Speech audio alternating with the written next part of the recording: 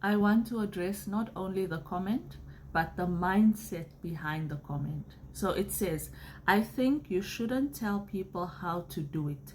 Yes, you got good intentions, but little too much info, don't you think?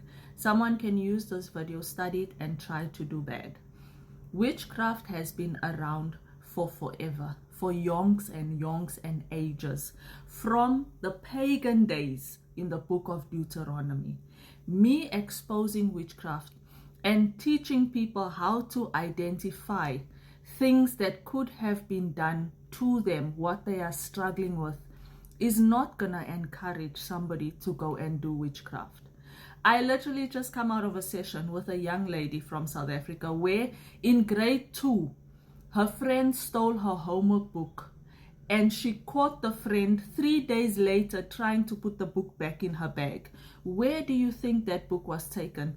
Because this lady, when she was a child, she was number 1 in the class. So all of a sudden, she started getting migraine. She couldn't focus on her studies. Where do you think her homework book was taken? And that was many years ago. Witchcraft has always been around, but people are struggling with the effects of witchcraft. Am I saying everything is witchcraft? Of course not. Many times we struggle due to consequences of our own sin. But there are people who have hearts of hatred, who have hearts of jealousy, who don't want to see other people succeed. And you know, the sad part about it is, growing up, we have always been taught, don't talk about these things. Don't mention the devil. Don't speak about demons. Don't talk about the witches because they will come for you. In Christianity, we've always taken an approach that silence is safe and the devil is a liar. That is how we have devils behind our pulpits today. Because why? He's a man of God. You must honor him. He's your papa. You don't say anything. And yet this papa is bearing the head of pigs under his altar. That is how you have people who are in prominent positions being killed, gospel artists being killed by their own husbands because silence is safe. You have to show the world that you are doing okay, but behind closed doors, you're catching stray blue eyes. We have to expose. This is why we have so many people whose favors, their fortune, their destinies, their blessings, their ambitions, their goals have just been stripped from them through jealousy, through hatred, through anger. And we just have to keep quiet because why? If you talk about it, you're teaching somebody how to do witchcraft.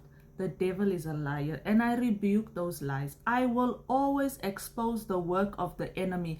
I always tell people in the lives, I love to bully the enemy. I love to bully the enemy because he bullies God's children. And I understand my authority in Christ. So when we come against these things, we have to expose. So many children being hurt in Christian homes. But keep quiet because everybody's a sinner. Doesn't work like that. Time for silence is over. We will expose the kingdom of darkness for what it is.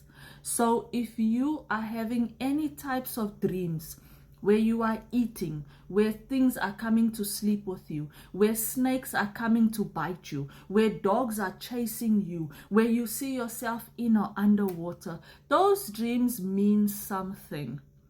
And when we go to pastors and say, Pastor, please pray for me, the pastor says, oh yeah, I'm praying for you, go and pray at home. No, curse breaking and deliverance, because somewhere, somehow, the enemy was given legal right. I refuse this notion to not talk about witchcraft. Witchcraft is the reason why our people got sent into slavery. They were scattered because why? Bowing at evil altars and asking for the help of demonic powers. But you can't talk about slavery. You can't talk about witchcraft. You can't talk about people that are struggling with mental health, and yet it is demonic attacks on the mind. I reject this comment, and any other person that thinks that I should be quiet in this ministry when it comes to witchcraft. You don't like my content, you don't have to be here. Please scroll. But here we will expose the works from the kingdom of darkness. We will shine light into the evil altars that operate between 12 a.m. and 3 a.m. We will expose the hearts of those who speak curses in Jesus' mighty and powerful name. God bless.